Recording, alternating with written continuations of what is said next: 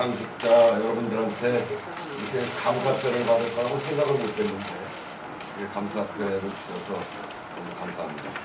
그래도 내용은 한번 읽어봐야 되는 거잖아요. 이 내가 읽긴 좀 그런데 감사표 우원식 원내대표님께서 지난 1년 동안 보여주신 정직과 신뢰, 대화와 태도, 내가 읽긴 너무 안 맞네.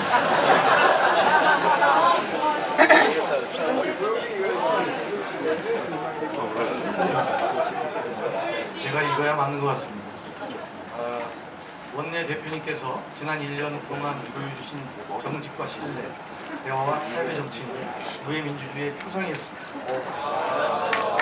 문재인 정부의 첫 원내대표로서 새 정부의 안정적 출발에 든든한 힘을 놓았고 협치의 조정자로서 새로운 정치 문화의 문 또한 여셨습니다. 원내대표님과 함께했던 시간들을 가슴 깊이 간직하겠습니다.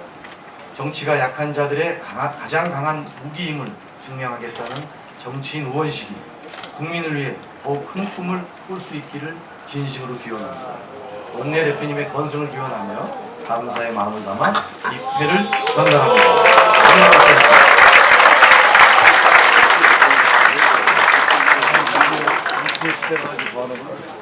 전 의원님들께 너무너무 감사합니다.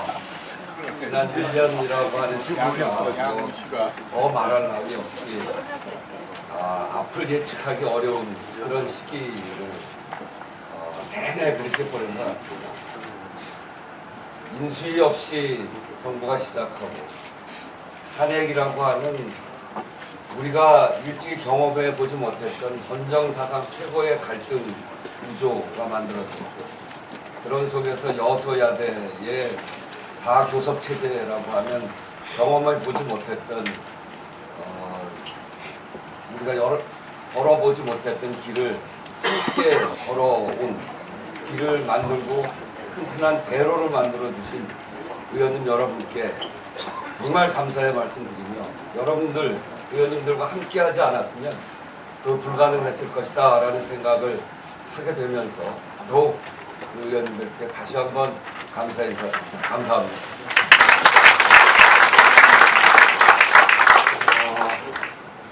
9년 만에 정권 교체 이것을 우리는 이루어내기 위해서 국민 모두가 힘을 합쳤고 광장에서 촛불을 들었고 그리고 의원님들이 단결된 힘으로 탄핵하고 그리고 새로운 정부를 만들었습니다.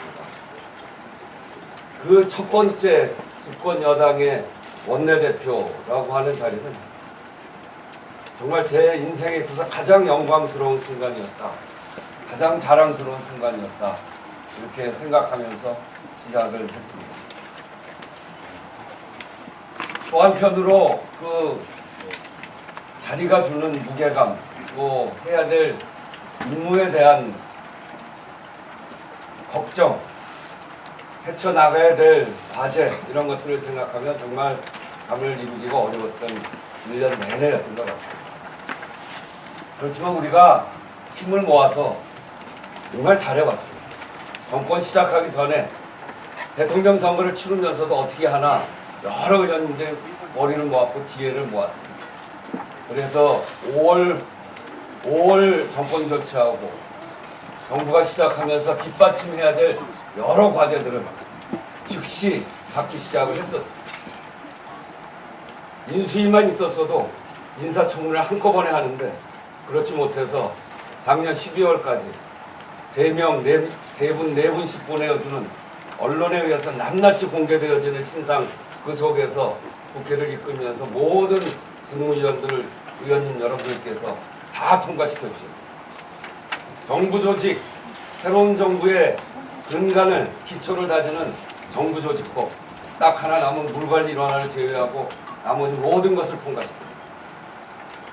새 정부, 우리 국민들의 염원이 담긴 그 구체적인 숫자로 표현된 정책인 예산, 추경과 본예산 그것을 한치의 흐트러짐 없이 우리의 철학과 원칙을 그대로 담은 채 통과시킬 수 있었습니다.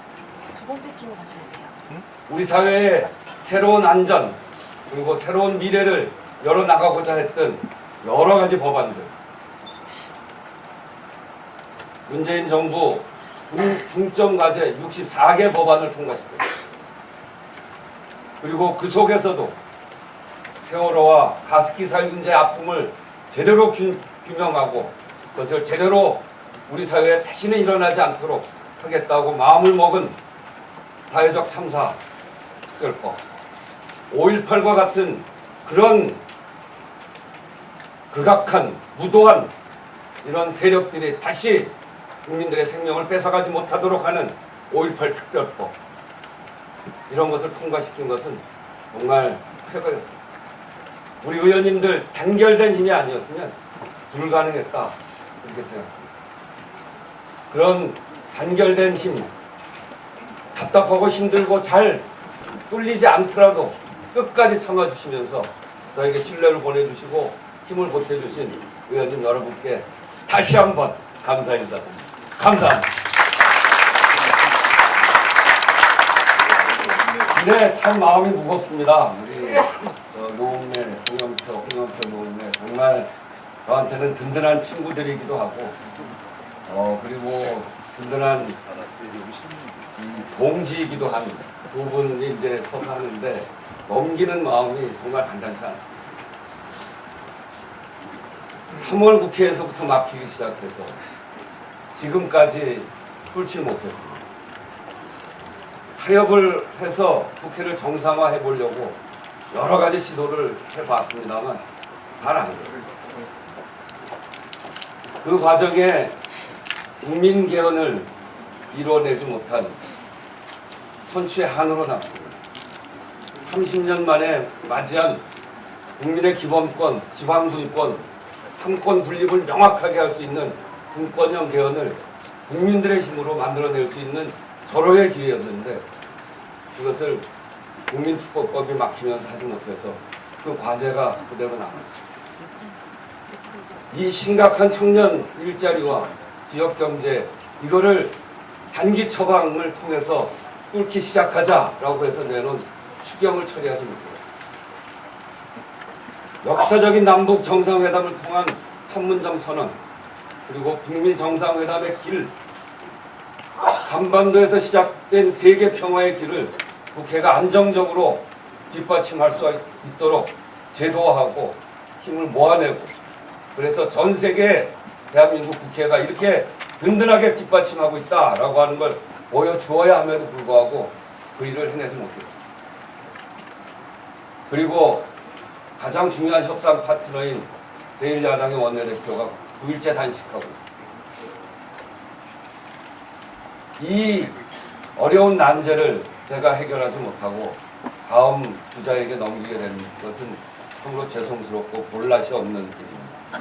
어떻게든지 해보고 그래서 무게를 좀 덜어드려야 되겠다 이렇게 생각하고 했는데 마지막에 속마음을 다 보니까 도저히 저희들이 수용할 수 없는 대선 불복 특검이었고 마구잡이 특검이었고 정쟁용 특검이었다는 것이 드러나서 수용할 수가 없었습니다.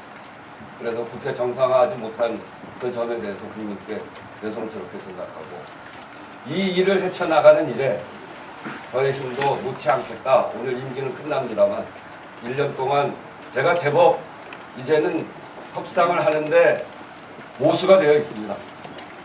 그래서 그 협상 노하우와 그동안의 경력과 경험과 이런 것들을 다 통체적으로 합쳐서 새로 되어지는 원내대표님의 손과 발에 대해서 함께 하겠다 하는 말씀을 드리면서 제가 다 못한 일을 함께 마무리해 갑시다 하는 말씀을 드리고 또 한 가지는 정말 이건 국회가 선택할 수 없는 그런 의무가 있습니다. 4분의 방역 출마를 통한 국회의원직 사퇴서 그건 처리해야 됩니다.